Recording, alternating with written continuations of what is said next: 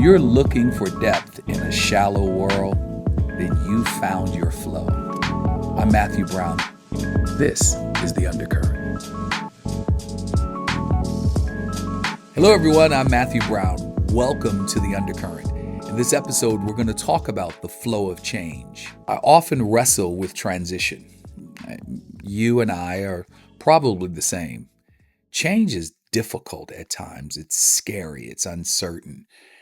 It's not scripted. It comes out of nowhere. And then you look up and here you go. You have to change again. Change clothes, change schools, change jobs, change cars, change careers. You have to change even your feelings. We are caught up in a web of code switching, moving from this to that. And sometimes change happens so frequently that we forgot the change that we changed. And then we are stuck. We're stuck either pretending, we are stuck being an imposter, but we never hit the bedrock of change that really brings transformation. So what do I mean by that?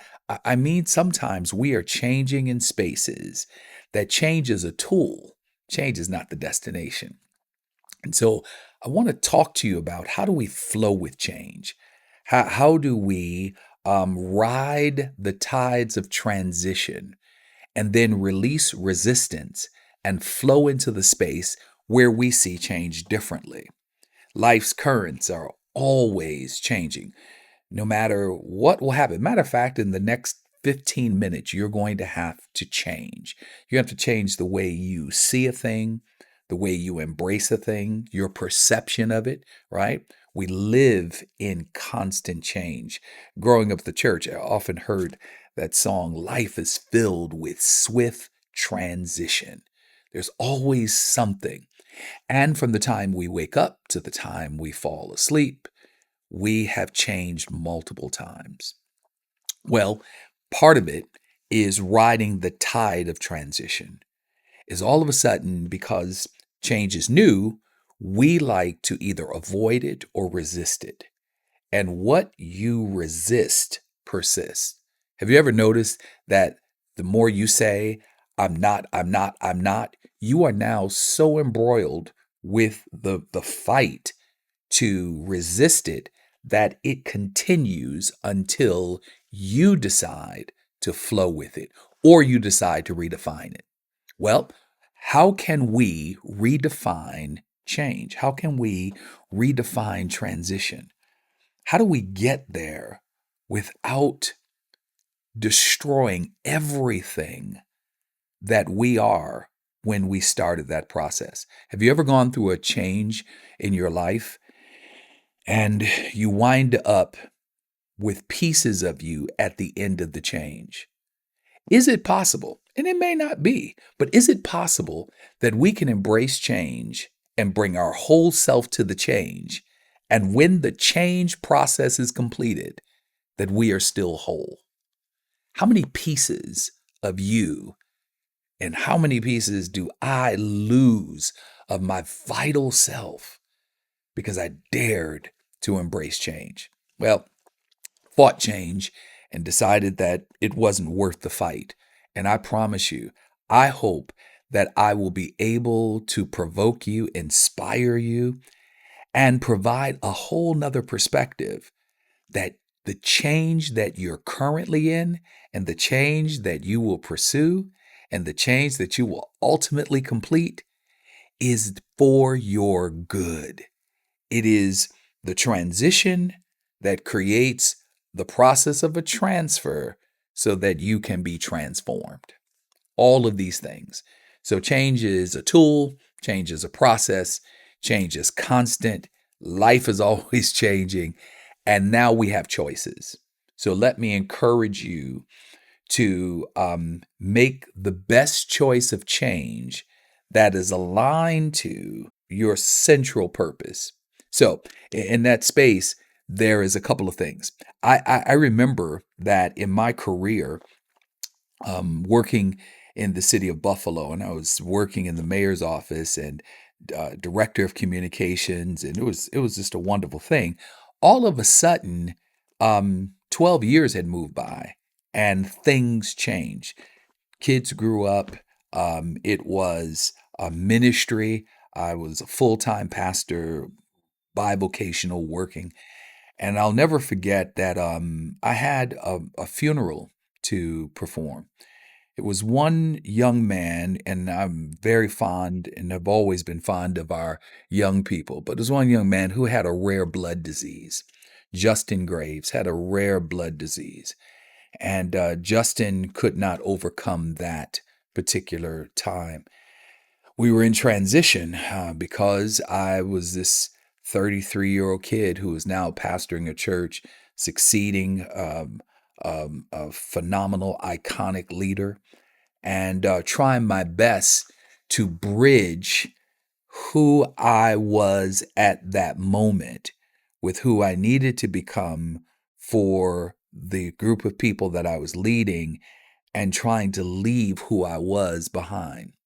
So you got all of these parts of me scattered, and then Justin passes. It hurt so bad that at that moment, I knew that I needed a change. Well, six-figure income, company car, great position, was really recruited by a community, endorsed by the Black community to be a Black presence in that space. So there's a lot of people that were depending upon me to execute in the space that I was in. Is it possible that the change that you need to make is going to be shifting to the degree that people who are relying on you may ask you not to change for their benefit? Isn't it amazing how sometimes we are stuck and we cannot move forward because someone else needs us to remain stagnant? And inside of you, there's always this need to move. There's always this need to shift. There's always this place that needs transition. And so Justin passed away, and I decided then when I walked into the office that the change needed to occur. The change had come to climax, it had been building, and I informed the mayor at that time that I was leaving. He said, "Okay, no problem. Let me know when you get back." Isn't it amazing that when you're about to change, people are so used to seeing you where you are that they never see you in a different place? And they will not miss you until change becomes real for you. You're always going to be who someone else perceived you to be until you own your own change. And then right before their eyes, you change. Your change then is a domino effect because it impacts how they change. If I change, then you've got to look at me different. You've got to see me different. Change is a domino effect. When you embrace change, and that change for you is no longer a tool, but it is the flow of transformation, then everyone will change. Nothing changes until you change. You know, George Benson, everything must change. Nothing stays the same. Everyone will change. Nothing and no one stays the same. The young become the old, mysteries do unfold. And that's the way of time because everything must change. So, how do we transition? I, I think that we transition or we look at transition that is posed as disguised disruptions. Justin's death was a disguised disruption. It was not planned. Um, we knew he was sick, but we weren't sure that it was going to be the end. And so, what disguised disruptions have manifested in your life? What are you looking at that's going to cause you to change? So then you are posed with this choice. Either you fight the change or you ride the tide. So stop fighting the tide. Change is not your enemy. Literally, change is the undercurrent that brings you to your next destination.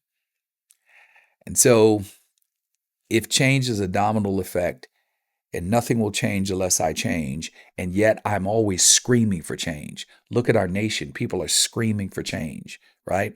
And so when we get change, it's really not the change we were looking for. It's not the change we wanted, because that change is not transformative.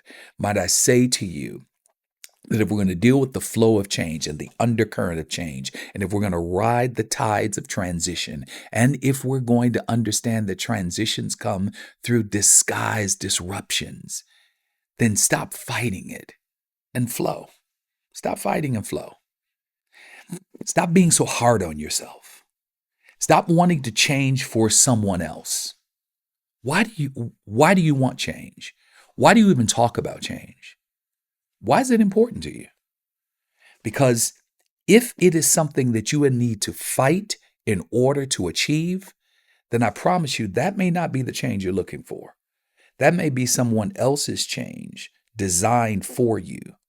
People want to change you because they want you to be more comfortable for them. Oscar Wilde, I think, has a quote about just be yourself because everyone else is taken. Just be yourself. Everyone else is taken. There's not a better you anywhere to be found. So stop trying to change you to please others. There's another quote from an R&B singer. She made the point that I'm not going to water myself down so that I'm digestible for you. You can choke. I said, wow, that was powerful. You know why? Because that was her way of saying, I'm going to hold on to the disguised disruptions. I'm going to navigate through some very narrow, tough, and dark spaces just so that I can arrive at the place of change with the person that started the process. Change doesn't have to dismember you if you flow with it. So change is not your enemy. Change is the undercurrent. The reason why you are moving in that space. Transitions are not interruptions. It's the undercurrent. Transitions are the undercurrent that creates the space for you to arrive at your new place. It's your vehicle.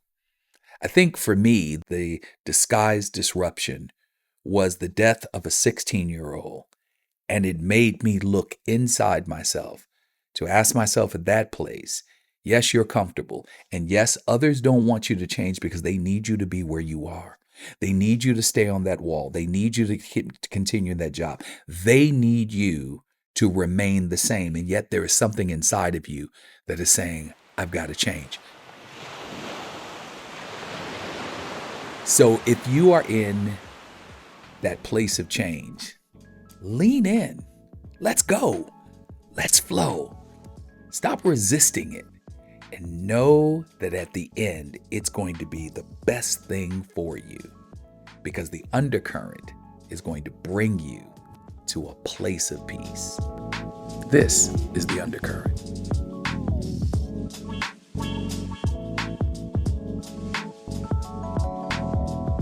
Hey everyone, this is Matthew Brown. I want to thank you for listening to the podcast. I want you to subscribe so we can notify you when the next podcast drops. It's going to be amazing. Thank you.